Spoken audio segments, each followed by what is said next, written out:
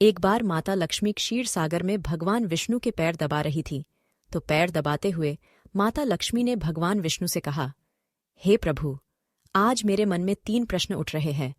यदि इन 3 प्रश्नों के उत्तर देकर आप मुझे संतुष्ट करेंगे तो मेरे मन को बहुत शांति मिलेगी। तब भगवान विष्णु कहते हैं, हे देवी, तुम्हारे जो भी प्रश्न हैं तुम निसंकोच होकर पूछो, मैं तुम्हारी शंका का निवारण अवश्य ही करूंगा। तब माता लक्ष्मी कहती है, हे प्रभु, वह कौन सी स्त्री होती है जिसके भाग्य में संतान सुख नहीं होता है?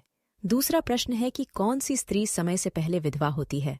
और मेरा तीसरा प्रश्न है कि कौन सा श्रृंगार करने से स्त्री को स्वर्ग में स्थान प्राप्त होता है? तब भगवान विष्णु कहते हैं, हे देवी, तुमने उचित ही प्रश्न किए हैं। तुम्हारे ये तीनों प्रश्न अत्यंत महत्वपूर्ण हैं। इन प्रश्नों का उत्तर संसार कल्याण के लिए है।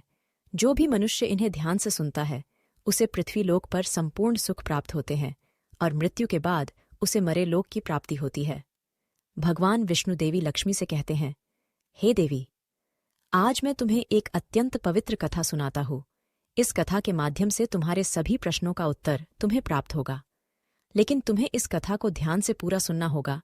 इस कथा को कभी आधा अधूरा नहीं सुनना चाहिए। इस कथा में समस्त संसार का कल्याण छिपा हुआ है। जो भी इस कथा को ध्यान से पूरा सुनेगा उसके मैं 32 अपराध क्षमा करता हूँ। तब देवी लक्ष्मी कहने लगी, प्रभु, मैं आपको वचन देती हूँ कि इस कथा को मैं पूरे मन और लगन से सुनूंगी। आप कृपया उस कथा को आरंभ करें। तो दोस्तों, आप सभी से एक विनती है कि आप भी इस कथा को पूरा जरूर सुनें। इसे आधा अधूरा सुनना पाप माना जाता है। कथा शुरू करने से पहले कमेंट में जय मां लक्ष्मी और जय श्री हरि विष्णु अवश्य लिखे। साथ ही वीडियो को लाइक करना न भूले। तो चलिए आरंभ करते हैं। भगवान विष्णु कहते हैं, हे देवी, एक समय की बात है। मध्य देश में एक छोटा सा नगर था। उस नगर में एक सेठ रहता था।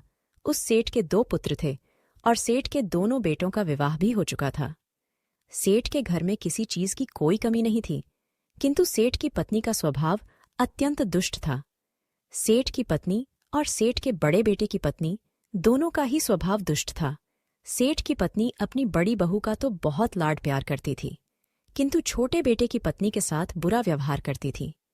घर की सबसे छोटी बहू अर्थात छोटे बेटे की पत्नी बहुत अच्छे स्वभाव की, ईश्वर पर श्रद्धा रखने वाली पतिव्रता नारी थी। वह अकेले ही घर का सारा काम किया करती थी और गृह कार्य में दक्ष थी। इतना अच्छा स्वभाव होने के बावजूद भी उसकी सास उसके साथ बुरा व्यवहार करती थी, उसका हमेशा अपमान करती थी। इसके पीछे का कारण बस इतना था कि बड़ी बहू को एक पुत्र था और छोटी बहू ने पुत्री को जन्म दिया था। पुत्री को जन्म देने के कारण सेठ की पत्नी अपनी छोटी बहू को बार बार ताना मारा करती थी। लेकिन वह बेचारी कर भी क्या सकती थी? जो भाग्य में लिखा होता है उसके साथ वही होता है। भगवान विष्णु कहते हैं, हे देवी, अब मैं तुम्हें छोटी बहू की कहानी सुनाता हूँ। इससे तुम्हें पहले प्रश्न का उत्तर प्राप्त हो जाएगा कि कौन सी स्त्री को पुत्र प्राप्ति नहीं होती है। हे देवी, सेठ की जो पत्नी थी वह पहले से ही दुष्ट और कुटिल स्वभाव की थी। उससे उसकी सास भी परेशान थी। सेठ की पत्नी अपनी छोटी बहू को सबसे ज्यादा दुख देती थी। छोटी बहू का नाम था सुकन्या और सुकन्या को सताने में उसकी सास को बहुत आनंद आता था। सुकन्या बेचारी रोज सुबह ब्रह्म मुहूर्त में जागकर अपने घर के काम करती थी और दिन भर काम करने के बाद उसे रात्रि को ही सोने को मिलता था। इतना होकर भी सेठ की पत्नी अपनी छोटी बहू से द्वेष करती थी। जब छोटी बहू झाड़ू लगाती तो उसकी सास आकर उसे ताना मारती थी कि तेरे हाथ में जान नहीं है क्या? तू जल्दी जल्दी झाड़ू लगा। मैं मंदिर जा रही हूँ, मेरे लौट कर आने से पहले तू भोजन बनाकर तैयार रखना और आते ही मैं उस भोजन को ग्रहण करूंगी। और सुन, अन्न का एक दाना भी बर्बाद ना हो पाए। बेचारी सुकन्या चुपचाप अपनी सास का अत्याचार सहन करती थी और उसकी सास की हर आज्ञा का बड़ी ही विनम्रता से पालन करती थी। फिर छोटी बहू खाना बनाते हुए सोचने लगी कि मैं घर का इतना काम करती हूँ, लेकिन फिर भी मैं चैन की सांस नहीं ले पाती हूँ।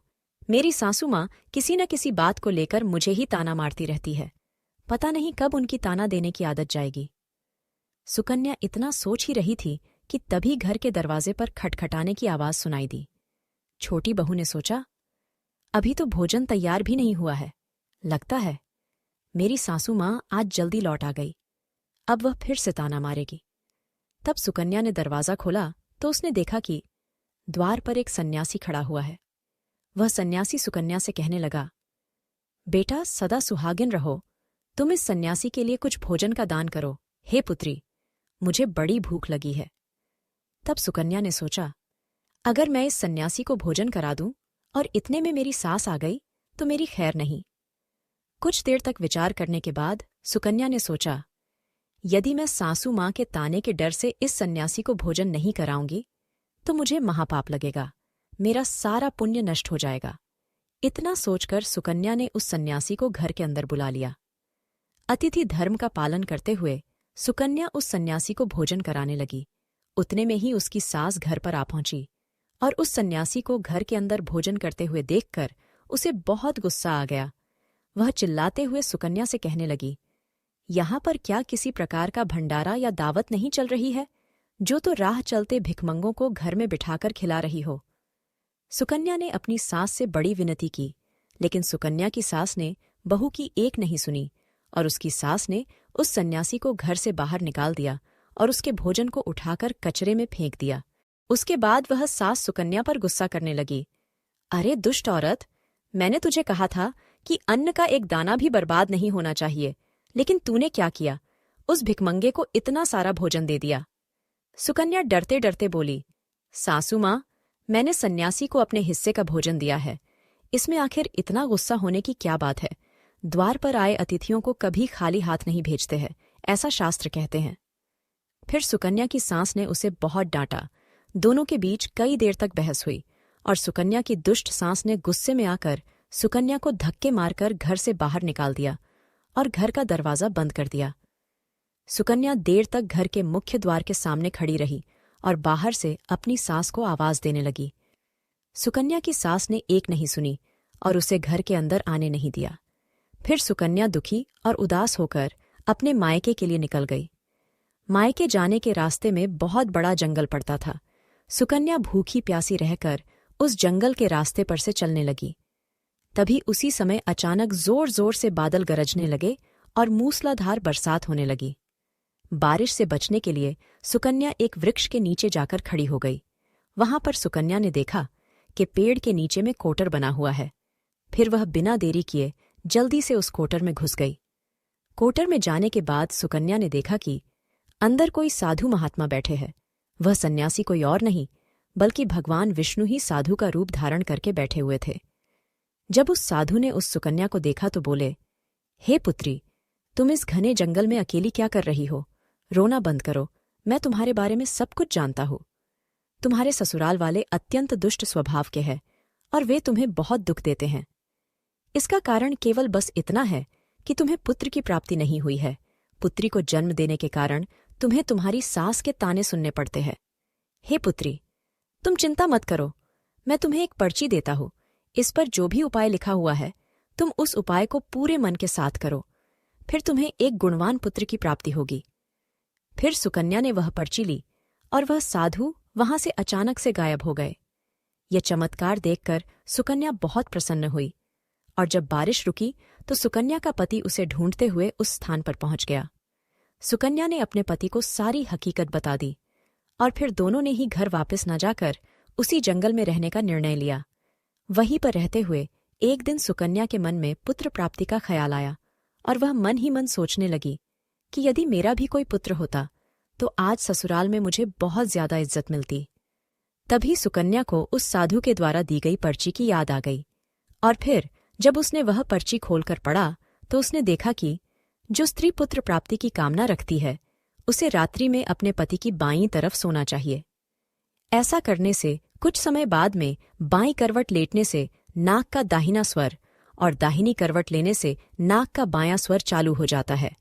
फिर जब पुत्र की इच्छा हो तो उस स्थिति में मिलन से पहले यह निश्चित कर लेना चाहिए कि पुरुष का दायां स्वर चलने लगे और स्त्री का बायां स्वर चलने लगे और उसी समय पर गर्भधान किया जाना चाहिए।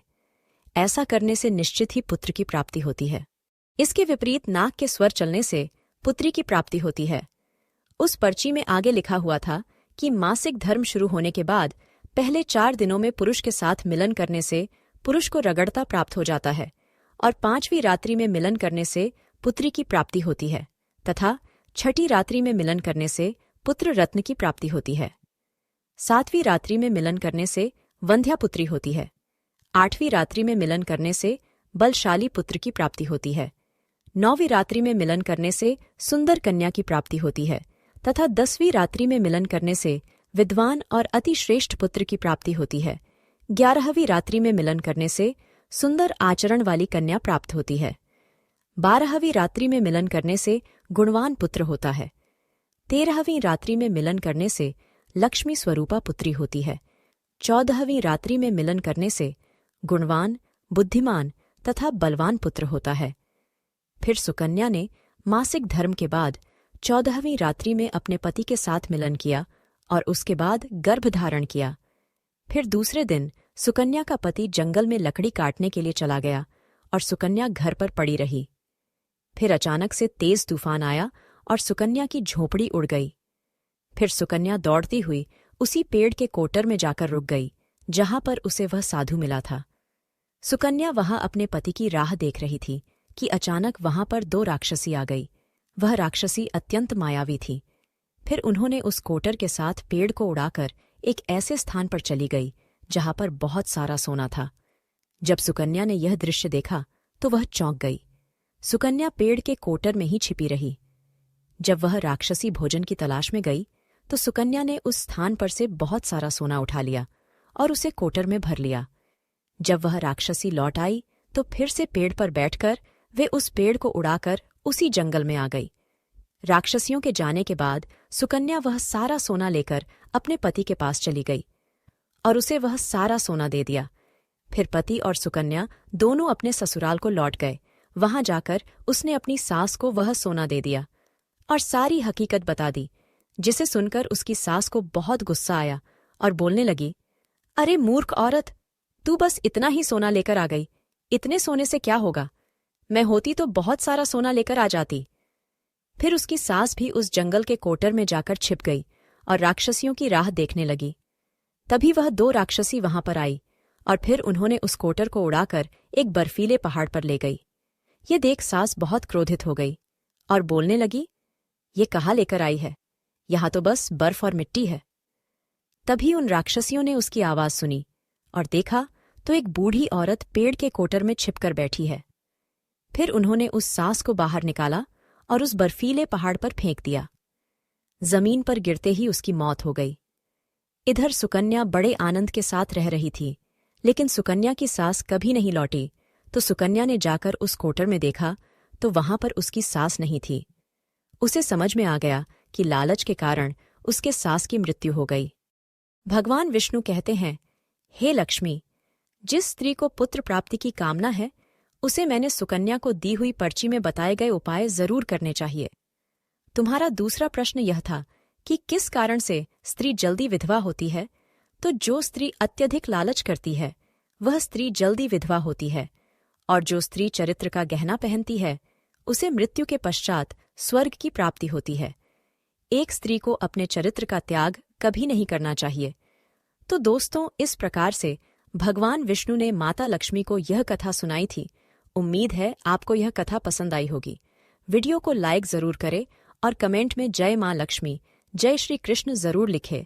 साथ ही चैनल को सब्सक्राइब करें। आप सभी का धन्यवाद।